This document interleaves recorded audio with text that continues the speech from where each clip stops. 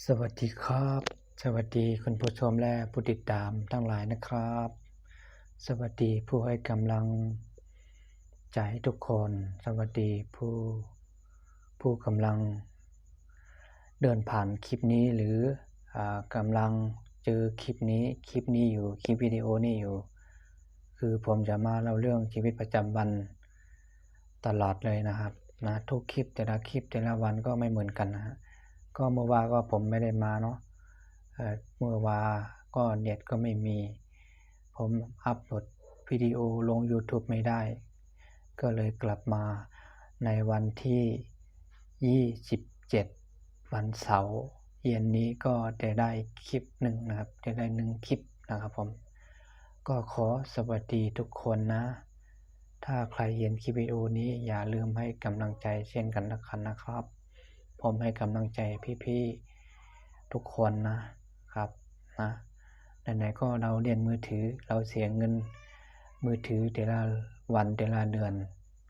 เราหมดไปเท่าไหร่เดือนหนึ่งเราหมดไปเท่าไหร่ปีหนึ่งคิดดูเราหมดเงินไปเท่าไหร่เราทำอะไรได้บ้างนะครับพอเสี่ยงปีมาถ้าเราไม่ทำงานอะไรถ้าเราไม่คิดว่าจะสร้างรายได้จะหาเงินเพิ่มอีก1ช่องทางก็ชีวิตคนเราก็จะอยู่แบบเดิมๆนะครับเนาะจะอยู่แบบเดิมๆชีวิตของคนเราเนี่ยมันอยู่กับเงินชีวิตของคนเรามันเคลื่อนอยู่กับเงินไม่ใช่ว่าเคลื่อนอยู่กับเวลานะครับเนาะเพราะฉะนั้นเวลามันเลื่อนผ่านไปมันเอาไม่ได้มันกลับขึ้นไม่ได้ก็เวลาก็หมุนไปเรื่อยๆหมุนไปเวียนไปเรื่อยๆนะครับแต่มันเอากลับขึ้นไม่ได้แต่ความคิดที่เราท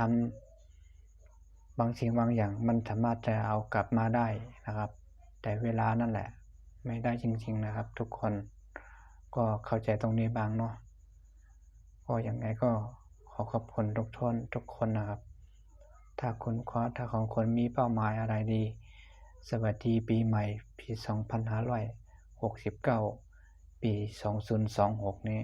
ขอให้ทุกคนพี่ๆเขาตั้งใจตั้งหลักดีๆแล้วเริ่มต้นใหม่ก็ได้นับจากนี้ไปขอให้ทุกท่านยินชมคลิปวิดีโอให้ผมด้วยนะครับอย่าเพิ่งเลื่อนผ่านขอกำลังใจขอผู้รับชมนะครับผมก็มือใหม่นะผมก็เป็นคนมือใหม่ชีวิตรับจ้างทั่วไปทำงานเกษตรทำงานกลางแจ้งนะครับก็ขอสวัสดีครับผม